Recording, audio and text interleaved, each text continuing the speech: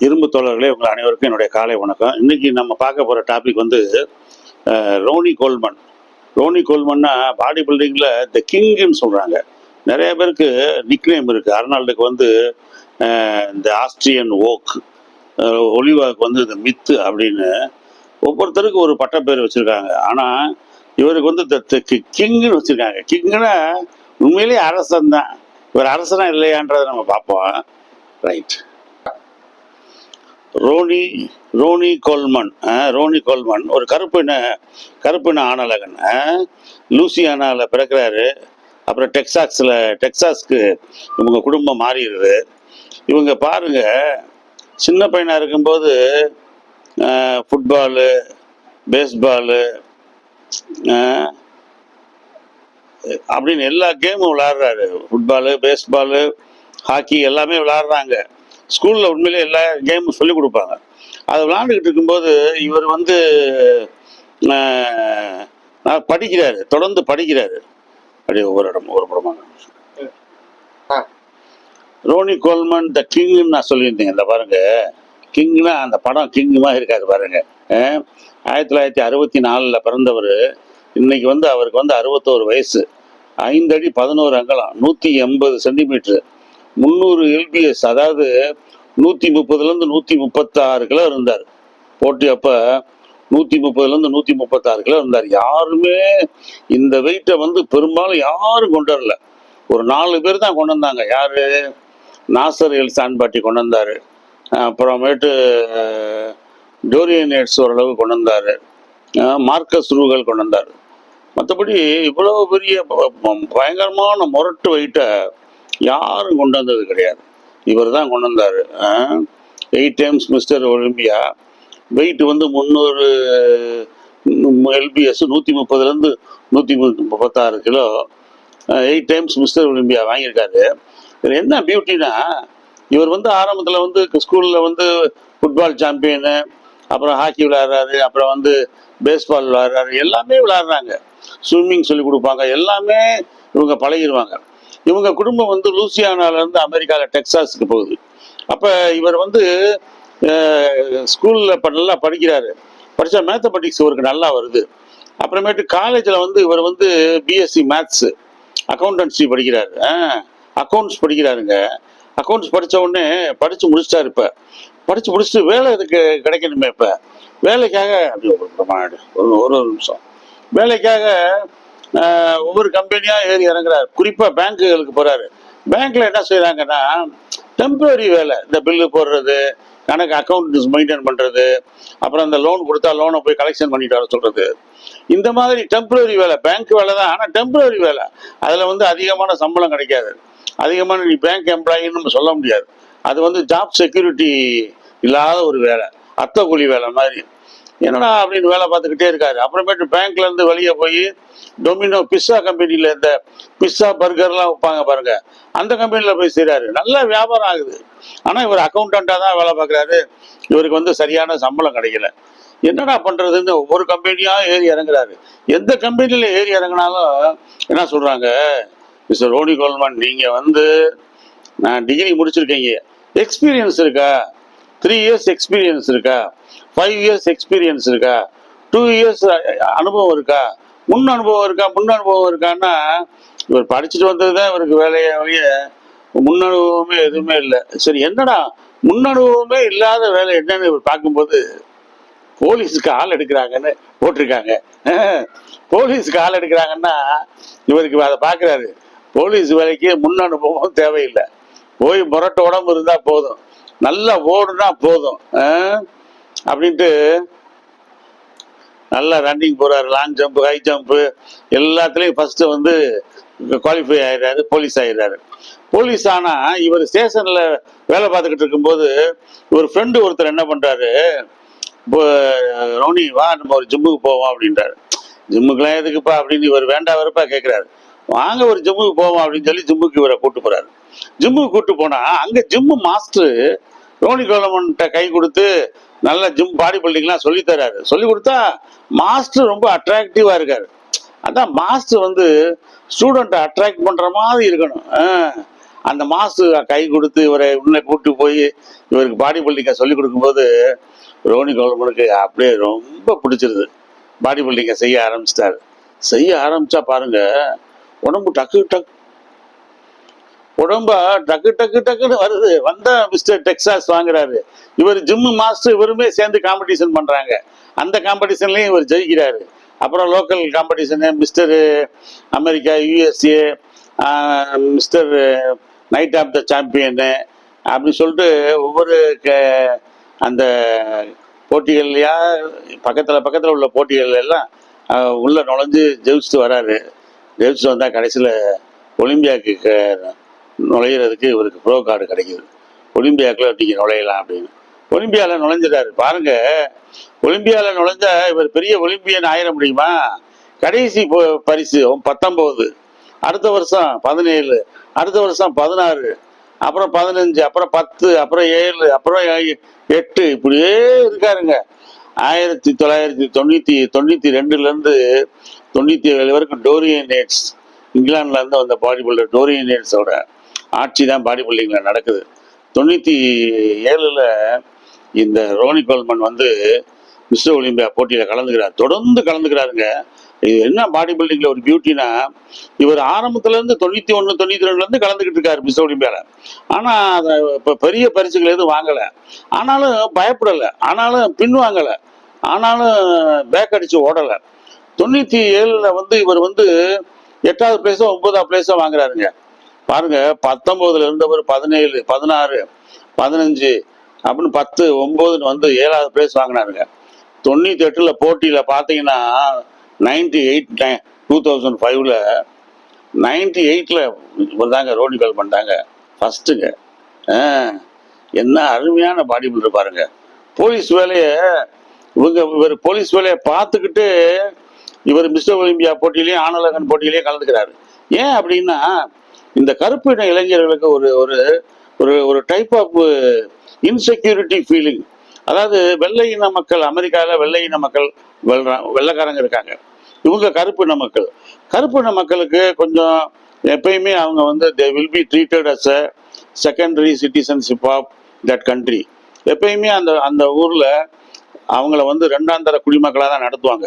இப்போ கூட பாருங்க, அமெரிக்காவில், பிரான்ஸ்ல, ஜெர்மனில், இங்கிலாந்துலாம் உள்ள மக்களை, முஸ்லீம்களை, நம்ம இந்தியர்களெல்லாம் அந்த எங்க கண்ட்ரியை விட்டு போங்க, எங்க கண்ட்ரியை விட்டு போங்க, நீங்க 2ஆம் தர குடிமக்கள், உங்களுக்கு இங்க என்ன வேலை, உங்களால எங்களுக்கு வேலை இல்லாம போகுது அப்படின்னு சொல்லி எல்லாரையும் விரட்டி விடுறாங்க. அதனால இவர் வந்து அந்த ஊர்லயே தான் இருக்கணும். ஸோ நோ அதர்கோ பிழப்புக்காக இன்னொரு ஊருக்கு போக முடியாது. அப்ப என்ன பண்றாரு இவரு, அந்த போலீஸ் வேலையை பத்திரமா வச்சுக்கிறாரு. ஏன் போலீஸ் வேலை என்ன, அது ஒரு நிரந்தரமான வேலை, அது ஒரு நிரந்தரமான சம்பளம், permanent work, permanent job, permanent salary. அடுத்து சோசியல் செக்யூரிட்டி, சமூக பாதுகாப்பு. போலீஸ் அவன்கிட்ட வச்சுக்காதப்பா, பாடி பில்டர் மாதிரி இருப்பாரு, ஆனாலும் அவர்கிட்ட வம்புழுக்கலாம். ஆனால் போலீஸ் தான் அவர்கிட்ட வம்புழுக்க முடியாது. அப்புறம் மெடிக்கல் ப்ரொவிஷன்ஸ், அவருக்கு வந்து ஏதாவது ஆயிடுச்சுன்னா கவர்மெண்ட்டே மெடிக்கல் சார்ஜஸ், மெடிக்கல் பெனிஃபிட் பூரா கொடுப்பாங்க. அப்புறம் இவருக்கு பென்ஷனு, ப்ராவிடென்ட் ஃபண்டு, ஏகப்பட்டது இருக்கு. சேஃப்டி, வைப்பு தொகை, முன் வைப்பு தொகை இருக்குல்ல, ப்ராவிடென்ட் ஃபண்டு, அந்த மாதிரி பணம் வைக்கிறதுக்கு அந்த மாதிரி வசதிகள் இருக்கு. 2வது இவருக்கு என்னன்னா, வாழ்க்கை முழுவதுக்கு வேலை இருக்கு, வேலைக்கு ஏற்ற பென்ஷன், ப்ராவிடென்ட் ஃபண்ட் இருக்கு, இது செக்யூரிட்டி வசதிகள் இருக்கு, சம்பளம் இருக்கு, எல்லா வசதிகளும் இருக்குங்க. அதனால இந்த வேலையை இவரால் விட முடியல. பாடி பில்டிங்ல மிஸ்டர் போலீஸ் வேலை பார்த்தவங்க ரோனி கோல்மன் ஒருத்தர். முத வேலை பார்த்தவர் சர்ஜியோ ஒலிவா வேலை பார்த்தாரு. சிகாகோவில் டிராஃபிக் சர்ஜென்ட்டாக இருந்தார். அப்புறமேட்டு டேவ் ஜோன்ஸ், அவர் வந்து சிறைத்துறையில் அதாவது மைனர் ஜெயிலில் வந்து சிறைத்துறை பாதுகாப்பு அதிகாரியாக இருந்தார். ரான்லவ் ஒரு போலீஸ் ஆஃபீஸராக இருந்தார். இவர் ஒரு போலீஸ் ஆஃபீஸர். இப்படி போலீஸ் ஆஃபீஸராக இருக்காங்க. இருந்துக்கிட்டே இவர் காம்படிஷன் பண்ணுறாருங்க. காம்படிஷன் பண்ணால் 98 மிஸ்டர் ஒலிம்பியா கைப்பற்றிட்டாருங்க. கைப்பற்றிட்டாருன்னா இவர் கைப்பற்றின நேரம் உடம்ப பாருங்க, இதெல்லாம் பாருங்க, பாறை மாதிரி இருக்கு பாருங்க உடம்பு. இதுக்கு மீறி ஏற்ற முடியாதுங்க.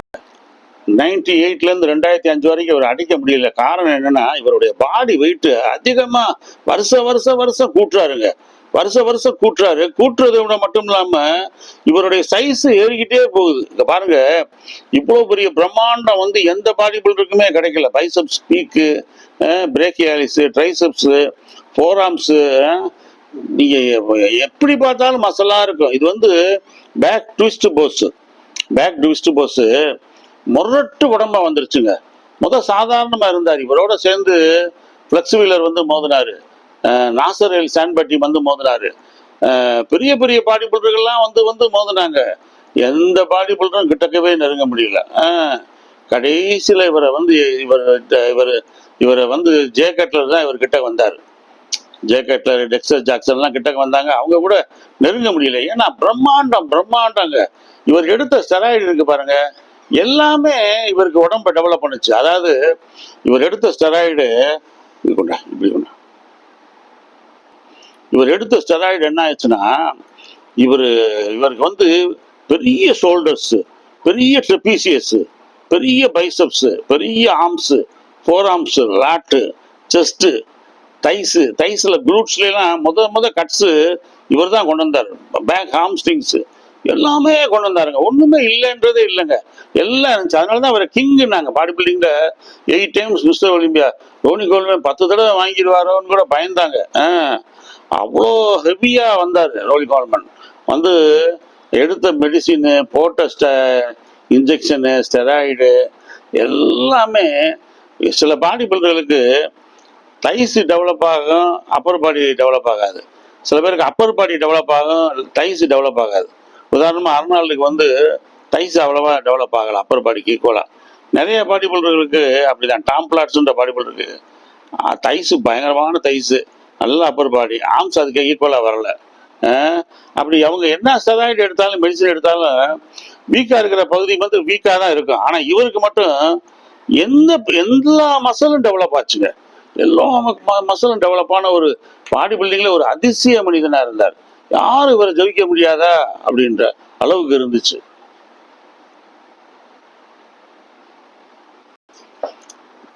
பாடி பில்டிங்னா ரோனி கோல்மன் தான். ரோனி கோல்மனோட சாதனையை யாரும் உடைக்க முடியாதுப்பா. 8 டைம்ஸ் மிஸ்டர் ஒலிம்பியாப்பா அவன். ரோனி கோல்மனை ஜெயிக்கவே முடியாதுப்பா அப்படின்னு நிறைய பேர் அவரோட மோதுறதுக்கு போராடினாங்க. ஃப்ளெக்சிபிள்லாம் அவருடைய லீன் பாடியை வந்து ரோனி கோல்மன் அளவுக்கே கொண்டு வந்தார். கொண்டு வந்ததன் விளைவு என்னன்னா, அந்த உடம்பு தாங்க முடியாமல் கிட்னிலாம் அடியாகி ஸ்கூலில் அவங்க படிக்கிற அவங்க ஒரு பேரண்ட்டு தான் வந்து அவரை கொடுத்து காப்பாற்றினாங்க. அவ்வளோ பெரிய மெகா சைஸு நாசர் அலி சான்பாட்டி வந்து மோதினார். அவரும் மோதினாரு, ஜெயிக்க முடியல. அவர் இறந்து போயிட்டாரு. பெரிய பெரிய ஜம்பாவான்கள்லாம், வெயிட்டை ஏற்றினவங்கெல்லாம் இவர் அளவுக்கு சைஸை கொண்டு வருவோம், இவரை காலி பண்ணிடுவோம் அப்படின்னா முடியல, இவரை ஜெயிக்க முடியல. அவர் ஜெயிச்சதுல ஒருத்தர் வந்து உயிரோடு இருக்காருன்னா அவர் வந்து ஜே கட்லர் ஒருத்தர் தான். அப்புறம் டெக்ஸ்டர் ஜாக்சன் ஒருத்தர். ஆனால் அவங்களாம் கிட்டக்கு நெருங்க முடியல. ஜே கட்லர் ஒருத்தர் தான் கொஞ்சம் நல்லா இருந்தார். இந்த பாருங்க, போலீஸ் ஆஃபீஸரு அந்த பணம், அந்த வசதி, சோசியல் செக்யூரிட்டி, அந்த பணம், எதிர்கால வசதிகள், வாய்ப்புகளுக்காக அவர் அந்த பதவியை கடைசி வரைக்கும் விடவே இல்லை. அந்த பதவியை வச்சுக்கிட்டே இவர் வந்து பாடி பில்டிங்கை வச்சு அதிகமாக பணம் சம்பாதிச்சார். 8 மிஸ்டர் ஒலிம்பியா. இந்த மிஸ்டர் ஒலிம்பியாவில் 1.5 லட்சத்துலேருந்து 5 லட்சம் வரைக்கும் கொடுத்தாங்க பணம். அதெல்லாம் நல்லா சம்பாதிச்சிட்டாரு. நிறைய விளம்பரங்கள், நிறைய சப்ளிமெண்ட்ஸுக்கு அம்பாசிடரு, நிறைய ஊர்களுக்கு போய் போஸ்டிங் கொடுக்கறது, டொமோ கொடுக்கறது, நல்லா சம்பாதிச்சிட்டாங்க. நல்லா சம்பாரிச்சு நிறைய பேர் கேட்குறாங்க, ரோனி கோல்மனுடைய ஒர்க் அவுட்டு எப்படி சார் அப்படின்னு. ரோனி கோல்மனுடைய ஒர்க் அவுட்டை நீங்கள் படிக்க தான் முடியும், ஆனால் செய்ய முடியாது. காரணம் 800 பவுண்டு. 800 பவுண்ட்ஸ்னால் உதாரணமாக 400 கிலோவில் அவர் ஸ்குவாட் போடுவார். 400 கிலோவில் 8 ரெப்புடேஷன் ஸ்குவாட் போடுவார். 800 கிலோவை டெட் லிஃப்ட் செய்வார். பயங்கரமாக இருக்கும். 400 பவுண்டு 200 கிலோ இருக்க பாருங்க, ஆர்ம்ஸ் அடிப்பார். நம்மளாம் அந்த ராடை தொடவே முடியாது. அவ்வளோ பெரிய பயங்கர இரும்பு மனிதன். ஆ, செஞ்ச எடுத்த மெடிசின் பூரா அவரை பெரிய உருவமாக்குச்சு. கடைசியில் போட்டி போட்டி முடிஞ்ச உடனே பெரிய வீரனா ரிட்டையர்ட் ஆனார். ரிட்டையர்ட் ஆன உடனே முதல்ல சொல்லுவாங்க, நீ சேட்டை பண்ணும்போதெல்லாம் ஒன்றும் இருக்காதியா, நீ சேட்டை பண்ணும்போதெல்லாம் ஒன்றும் தெரியாது, சேட்டையை நிறுத்தி நல்லவனா ஆவா பாரு, அப்பதான் கடவுள் வந்து தான் வேலையை காட்டுவாருன்னு அப்படின்னு சொல்லுவாங்க. நீ அமைதியாகும், நீங்க அமைதியா இருக்கும்போது தான் நீ முன்னால செஞ்ச சேட்டைக்கெல்லாம் பின்னால விளைவுகள் ஏற்படும் அப்படின்னு சொல்றாங்க பாருங்க. அது மாதிரி இவர் ஸ்குவாட் போடும்போது 800 பவுண்டில் போடும்போது இவர் 3வது தடவை 4வது தடவை போகும்போது முதுகில் ஒரு பிடிப்பு ஏற்பட்டுச்சு. அந்த பிடிப்பு என்ன அப்படின்னா, பின்னாடி ஸ்பைனல் கார்டில் ப்ரொலாப்ஸ் ஆயிடுச்சு. ஸ்பைனல் கார்டில் ப்ராப்ளம் ஆயிடுச்சு. இதனால என்ன ஆயிடுச்சுன்னா, டிஸ்க் இவருக்கு வந்து ஹிப் ரீப்ளேஸ்மெண்ட் பண்ணாங்க. சர்ஜரி 2 தடவை பண்ணாங்க. ஹிப் ரீப்ளேஸ்மெண்ட் பண்ணால் இவர் ஒரு இடத்துல 1 மணி நேரத்துக்கு மேலே தொடர்ந்து உட்கார முடியாது. இவருக்கு வந்து வாக்கிங் ஸ்டிக்கில் தான் இவர் நடக்க முடியும். பாருங்க எப்படி பாருங்க, மிகப்பெரிய மிஸ்டர் ஒலிம்பியா எவ்வளோ பரிதாபமான நிலைமை தெரியுமா? ட்ரௌசரை போட்டு கூட்டத்துக்குள்ள வராரு, அப்படின்னு வராரு, எல்லாரும் கை கொடுக்குறாங்க. ஆனால் வாழ்க்கையே குழந்த மாதிரி ஆயிடுச்சு. 24 இன்ச்சு ஆர்ம்ஸ் ஏற்றினாருங்க. 24 inches arms, chest 60 inch chest, 32 inch thighs, mega mega size. மனிதனே நினைச்சு பார்க்க முடியாத ஒரு உருவம். மாமிச மலை. அந்த மாமிச மலை ரவுனி கோல்மன் கடைசியில் பரிதாப நிலைமை ஆகிட்டார். பெட் ரிட்டன் ஆகினார், படுத்த படுக்கை ஆனார். அப்புறம் வாக்கிங் ஸ்டிக்கை வச்சு நடந்தார், அப்புறம் வீல் சேரில் நடந்தார். எங்கே போனாலும் யாராவது ஒருத்தர் கூட கூட்டிகிட்டு போனோம். அந்த மாதிரி பரிதாப நிலைமை ஆகிட்டாருங்க. உடம்பு பூரா சுத்தமாக இறங்கிடுச்சு. இப்போ சும்மா எக்ஸசைஸ் செஞ்சுக்கிட்டு உடம்பை மெயின்டைன் பண்ணிக்கிட்டு இருக்காரு. இவர் சம்பாதிச்ச பணம், இவருக்கு மெடிக்கலில் போலீஸில் கிடைச்ச பணம் எல்லாமே 2 மில்லியன் பணம். 2 மில்லியன் அப்படின்னா, 1 மில்லியன்னா 10 லட்சம், 20 லட்சம் டாலருங்க. 20 லட்சம் டாலர். ஒவ்வொரு உடம்போட 2 ஹிப் ரீப்ளேஸ்மெண்ட்டு, ஒரு 8 சர்ஜரி பண்ணியிருக்காங்க. 8 சர்ஜரி ஆப்ரேஷன் பண்ணியிருக்காங்க. அதெல்லாம் சேர்த்து 20 லட்சம் அமெரிக்கன் டாலர். 20 லட்சம் டாலரை நீங்கள் நம்ம 83 பெருக்கிக்கங்க. அவ்வளோ சேர்த்து வச்ச பணம் பூரா காலியாக போச்சு. காரணம் என்னென்னா, குறுக்கு வழி தான், ஷார்ட்கட். நான் ஆல்ரெடி சொல்லியிருக்கேன், பாடி பில்டிங்கில் there is no shortcut in body building. The shortcut will cut short your life span. Body பில்டிங்கில் குறுக்கு வழின்றது ஒன்று கிடையவே கிடையாது. குறுக்கு வழி உங்கள் ஆயிலே குறுக்கி விடும். ஆயிலே குறுக்கிடுச்சுங்க. இப்போ வந்து இவருக்கு வந்து 64 பிறந்தவர், இப்போ வந்து 25, 61 வயசுங்க. 61 வயசுல இப்போ நடக்க முடியலைங்க. 8 தடவை மிஸ்டர் ஒலிம்பியா வாங்கி என்ன பிரயோஜனம்? 8 வருஷம் 10 வருஷம் ஒரு பொண்ணு விக்கி கேட்ஸ்னு ஒரு கருப்பின பொண்ணு இவர் கூட இருந்துச்சு. அப்புறம் ஒரு பொண்ணு ஒய்ஃபா இருந்துச்சு. யாருமே இவர் கூட பெர்மனண்டா ஒய்ஃபா இல்லை. காரணம், இவ்வளோ பெரிய உடம்ப நீங்கள் வச்சுருந்தா யாருங்க ஒய்ஃபா இருக்க முடியும்?